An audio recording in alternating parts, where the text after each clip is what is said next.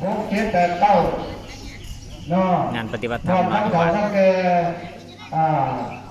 การจัดตั้งหัวชูหน่วยวัตถุกุศล ตอนนี้ครูบาอาจารย์กำลัง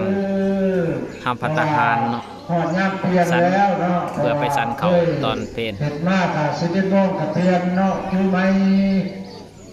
มือกับ11 โมงกับเพียนคือไม่อีกเนาะพี่น้องเนาะอยู่ไซเนาะอยู่ไซหมองได้เจ้าได้กาชวนกันมาเนาะหัวจูหัวหน่วยเฮา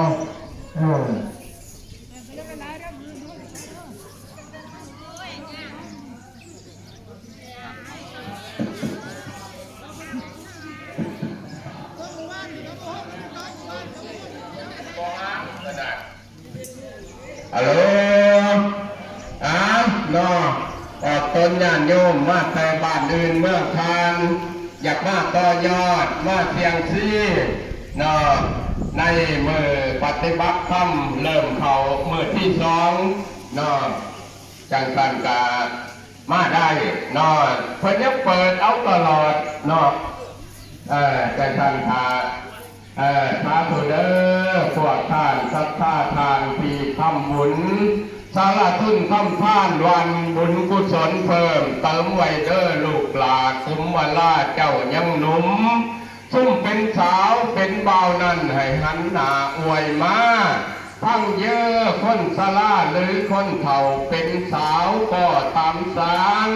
ได้ยินเสียงผู้ขาเฮียกเอิญเชิญเจ้าให้อวยมาเพิ่นยังว่าถ้านั่งนั่นให้ปุนฟันแจกแบงเจ้าจะแพงหอไว้จนได้ห่างทานมั่นในหัวใจเจ้าโตมันหักแจกขอนพระองค์สอนสั่งสี่คือขี่ตะดีเหนียวมันมาเป็นเสี่ยวมันพันพวงให้เป็นห่วงน้ำทรัพย์สิ่งต่างบ่ว่างให้แก่ไผ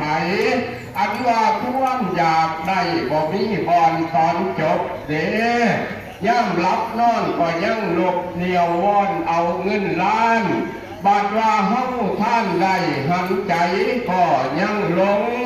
มีบางคนหลงน้ำคำหลอกล่อ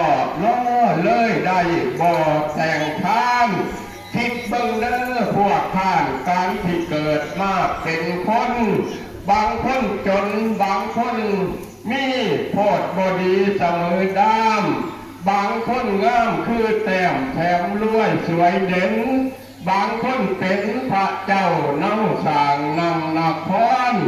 บางบอนก็เดือดร้อนหุ้มสวดตัวหมองเงินทองหิวอยู่กินสินไส้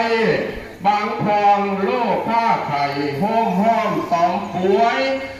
ช่วยแต่ทุกยากล้นห้นห่อนเวทนาศาสดาองค์ลำเผยพระธรรมสอนสัง